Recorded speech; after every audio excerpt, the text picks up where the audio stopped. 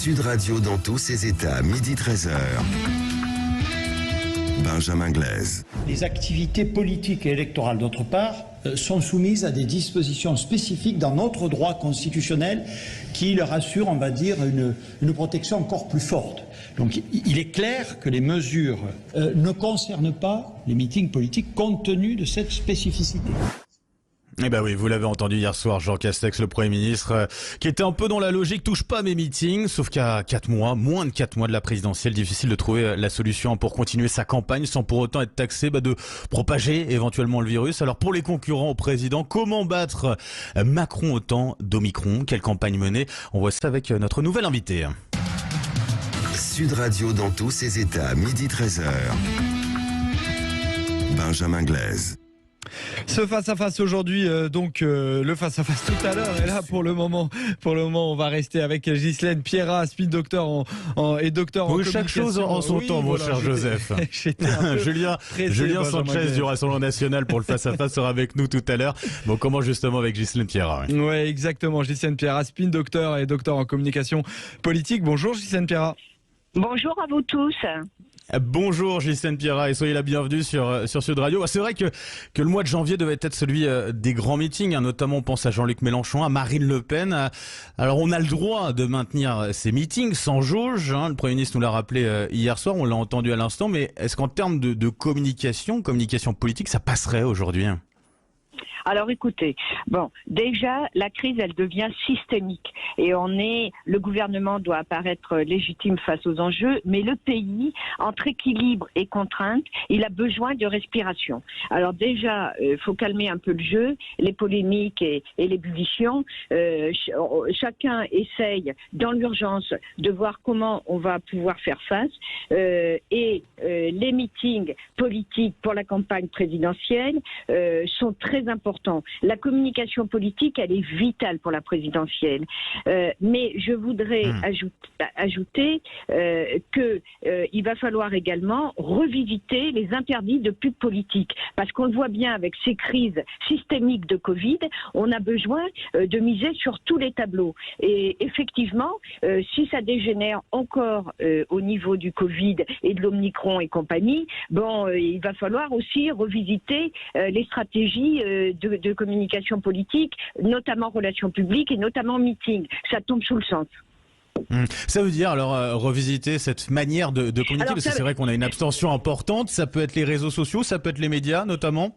Bien évidemment, les réseaux sociaux, là aussi, vous avez vu, j'ai fait une tribune il n'y a pas très longtemps, 5 €, 20 invités égale 20 tests, à 5 € le test, c'est pas la mort d'un âne. Donc effectivement, il faut revisiter. Ça veut dire faire évoluer la législation. On a besoin, alors les réseaux sociaux, on a besoin de réponses sur les intox, les fax news qui circulent sur les réseaux sociaux et qui maraboutent les esprits vulnérables pour pas se faire vacciner. Ça, c'est vraiment une pitié de laisser circuler les âneries qui volent en escadrille. Et puis deuxièmement, il va falloir modifier tout ce qui est pub politique, parce que à chaque fois qu'il y a des campagnes, mais la France s'ennuie, quoi. Il y a rien. Il y a quelques émissions de télé, tout le monde va qu'à un, etc. La publicité politique est indispensable. Avec Guy Carcassonne, en 1990, il y a eu des interdits qui étaient beaucoup trop excessifs, et il faut rejouer. Vous avez raison de le dire, sur tous les tableaux, que ce soit les affiches. Mais vous parlez notamment de changer la législation. On est à moins de 4 mois du premier tour, ça presse. Oui, là j'entends votre objection, bien sûr, mais à terme, il va falloir changer tout ça. Il faut voir ce qu'on peut faire en référé, en rapide, pour voir comment on pourrait faire évoluer compte tenu de la situation d'urgence. Nous sommes dans une situation de crise, et à toute gestion des crises, la communication, elle est vitale. Il faut gagner la confiance des gens, et il faut récupérer un peu la tension, parce que le vrai combat, ça va être celui de l'abstention. Bien sûr. Et pour ça, faut pouvoir entendre les adversaires potentiels au président de la République, alors qui n'a pas annoncé officiellement être candidat pour sa réélection, mais bon, bien sûr. Il a raison. Voilà. L'annoncer plus tôt, ce serait une ânerie, hein. Il a raison. Oui, en tout cas, il joue la montre et effectivement, sans doute qu'il a raison au niveau électoral, mais pour ses adversaires, il y a nécessité de prendre la parole dans ce contexte particulier justement de crise sanitaire, relancée avec ce variant Omicron. Comment on fait pour avoir une parole qui porte aussi et annoncer ou proposer des mesures, que ce soit dans le domaine sanitaire ou autre, dans cette campagne, forcément un peu déstabilisée, même très clairement déstabilisée par cette crise sanitaire? À la fois, j'aimerais bien que la communication d'Emmanuel Macron évolue enfin, et j'aimerais bien un peu. C'est trop techno, c'est trop oral de l'ENA à chaque fois. Donc des chiffres, de la raison, de la rationalité. Les gens, ils ont besoin d'empathie. Ils ont besoin. La politique, c'est de l'affect. C'est pas seulement de la rationalité. Donc il faut responsabiliser les gens, arrêter de les prendre pour des gamins de 15 ans, et il faut donner un rendez-vous, le rendez-vous de la confiance aux Français. Mais il y a une pédagogie, par exemple pour être concrète, sur les vaccins. Mais elle est où la pédagogie pour les vaccins? Elle est où les explications? Comment on arrive à convaincre les gens qui ont des idées complètement ahurissantes qu'ils ont lues sur le net et qui prennent pour argent comptant? Là, on essaye de les convaincre par le pass vaccinal plutôt peut-être que par les arguments.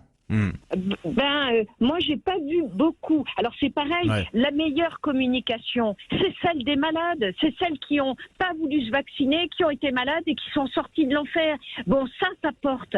C'est la seule voie. Là on fait les experts, les médecins, les grands professeurs. À un moment donné, quand je vous dis de l'empathie et de l'affect, il y a des gens qui ont vécu toutes ces expériences, la non-vaccination, la maladie, sortir de la maladie. Ces gens-là peuvent porter une parole qui va marquer les esprits. Ghislaine Pierrat, l'autre question aussi, c'est de voir sur les réseaux sociaux, on a une fracture quand même qui est là, qui est présente entre les Français et puis leurs politiques, leurs élus notamment. Est-ce que via les réseaux sociaux, on ne risque pas d'éloigner encore d'un côté ces politiques et de l'autre les électeurs d'une certaine façon? On se souvient notamment du porte-à-porte d'Emmanuel Macron pour la campagne de 2017. Là, on a peut-être un écart, un fossé plus grand par les réseaux sociaux, oui ou non, et puis aussi comment toucher les personnes qui sont pas tout simplement sur les réseaux sociaux. Il y en a en France, c'est important aussi de le dire. Oui, bien sûr que vous avez raison. Alors en fait, les réseaux sociaux, on ne viendra jamais en arrière. On va pas les arrêter, on va pas les supprimer. Ça y est, c'est parti, et ça va aller en crescendo. Donc il faut des réponses, il faut des équipes dédiées, et il faut des réponses surtout et n'importe quoi qui circule sur les réseaux sociaux. Parce que ça, en fait, les gens des fois ils sont dans leur bulle. Et bien sûr que les meetings dont vous parliez en préambule sont hyper importants parce que ça fédère, parce que ça permet de donner un élan. Cette communication comme ça dans son séjour avec son ordinateur, son smartphone, en train de vivre dans sa bulle, c'est pas ça l'horizon. On doit réapprendre, c'est le cas de le dire, à vivre ensemble et il faut réfléchir ensemble et il faut emporter l'adhésion, emporter la confiance. Et c'est pas avec de la raison et c'est pas avec des chiffres qu'on va le faire. Ghislaine Pierrat, une dernière question avec Joseph Ruiz pour revenir sur cette question des tests, peut-être Joseph. Oui, Ghislaine Pierrat, parce que vous avez fait justement une tribune qui est à lire sur entrepreneur.fr. Oui, qui est paru chez Robert Laffont, le site Entreprendre. Alors 5 € l'autotest. En gros, vous poussez les Français à faire des autotests avant de se retrouver pour notamment la dernière fête de l'année.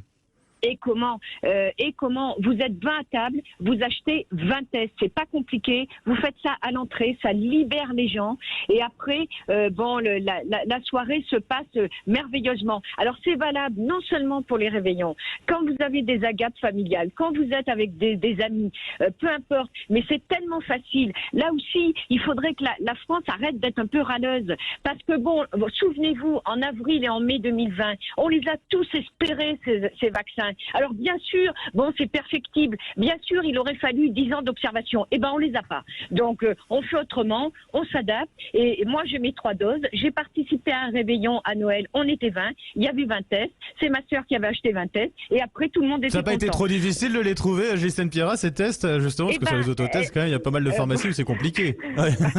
Quand même. Ma sœur, elle a 3 cervelles à la place d'une. Et donc, elle les avait achetés en amont. Elle a fait des prévisions peut-être avant. Ouais. Et du coup, elle a eu son petit succès pour la soirée. Et du coup, tout le monde a fait les 20 tests. Et c'est vrai que il faut chercher partout, il faut ratouner partout pour les tests. Je lisais là sur les chaînes d'infos, il y a des laboratoires qui en produisent des milliers par jour. Donc et très important, Ghislaine Pierrat, ce matin, une des autres annonces du gouvernement, c'est que les grandes surfaces pourront vendre des autotests jusqu'au 31 janvier, ce qui n'était pas le cas jusque-là. Bien sûr, là aussi, la politique doit épouser le système D et l'intelligence situationnelle. Il faut arrêter d'être dans des carcans. Je le redis, on est dans des crises systémiques. Il faut agir dans l'urgence. Et il faut des gens qui savent se bouger le popotin et qui ne sont pas enfermés dans des quotas et dans des procédures trop lourdes. Et le coup de gueule donc de Ghislaine Pierrat. Merci d'avoir été avec nous ce midi sur Sud Radio, Spin Doctor et docteur en communication politique, je le rappelle. Et puis bonne fête à vous avec les autotests du coup pour le 31. À tous qui travaillaient pour nous et nous distraire. Bravo à tous et vous embrasse. Au revoir. Et on est là pour nos auditeurs de Sud Radio comme toujours et on poursuit le débat avec le face à face tout de suite sur Sud Radio.